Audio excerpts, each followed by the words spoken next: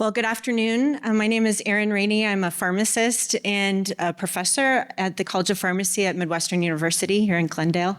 And I'm really pleased to be here this afternoon to talk about implementation of a curricular initiative for our Doctor of Pharmacy students on the second victim syndrome. So before I describe our initiative, I just want to review some of the key concepts within second victim syndrome, or phenomenon as it's known in the literature, and give a view of some of the content that we incorporated into the curriculum. We know that Dr. Wu, around the year 2000, introduced the second victim concept. We know that with any medical error, there's always the first victim, which is the patient, and then the opportunity for second victims in terms of the health professionals involved in that error who may experience trauma related to that unintended error, and that trauma might manifest as psychological symptoms or physical symptoms and may be long-term. Dr. Scott, a few years later, described the 6 recovery stages of the second victim, and I just want to review these very briefly to describe, again, some of the content of our curricular change. The first stage of an error involves the chaos of stabilizing the patient and identifying the source of the error, as we know. And then the second victim can move into stages of intrusive reflection, often shame, guilt, losing sleep, anxiety, depressed mood, etc. And then beyond those stages, then looking at restoring personal integrity, going back into the workplace with peers, addressing things like rumor mills, and et cetera. Then enduring the inquisition, which is likely a formal inquiry into the error at the institutional level, but also potentially with a licensor board. And then obtaining emotional first aid, which hopefully would occur at both informal and formal levels, perhaps in the form of peer support groups at the institutional level, an EAP, or other access to mental health providers. And this leads into moving on, and that can occur in 3 ways. One would be dropping out of the profession entirely, or at minimum dropping out of that professional role. There could be surviving, which is continuing on in the professional role, but perhaps not continue with that trauma response. And then thriving, which would be moving through the process, continuing in the professional role, and then also potentially becoming an advocate, let's say, for patient safety initiatives. So with that in mind, how does this interact and incorporate into the pharmacy profession?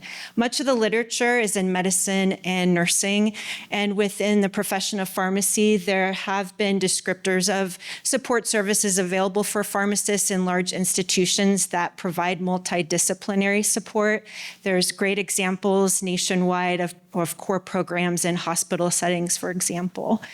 There's very much a lack of information about support for pharmacists in the large portion of our profession working in a siloed environment in a community pharmacy setting, where there might be a lack of peers in that setting, but also institutional support.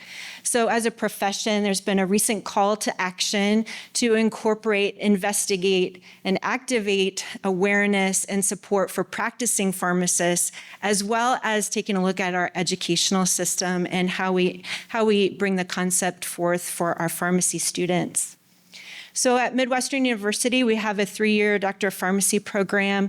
We looked at whether or not we talked at all about second victims. You can imagine in a pharmacy program, there's extensive training in medication error prevention, systems and individual approaches.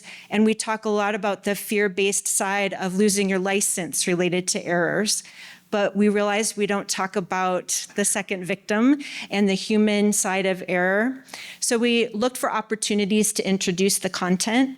We found that we had an opportunity in a course that's incorporated in the first year of the curriculum called Foundations of Clinical Reasoning. It's a course I coordinate and teach, and the modules surround metacognition, the clinical reasoning process, as well as cognitive bias. We looked at an opportunity to incorporate second victim training very early in the curriculum as part of the cognitive bias module, because most of our awareness of cognitive biases is for prevention of medication errors, if we look from the pharmacist lens. and it would be a great opportunity to talk about the second victim. So when looking at our module and incorporation of the content, we kicked it off with pharmacists providing a personal experience and storytelling to our pharmacy students about their own experience as a second victim, and then leading into case-based modules that ran over about half of the quarter of the course, relating cognitive bias examples with discussions of the 6 recovery stages of second victim phenomenon, and then looking at individual and institutional responses. This is an example of a case discussion that would be very introductory content about framing effect cognitive bias, a well-known patient to the pharmacy receiving a refill on a long-term anticoagulant prescription with a pharmacist and pharmacy technician team well known to each other. Unfortunately, lack of attention led to a misfill, an under-anticoagulated patient, and the result being a thromboembolic event.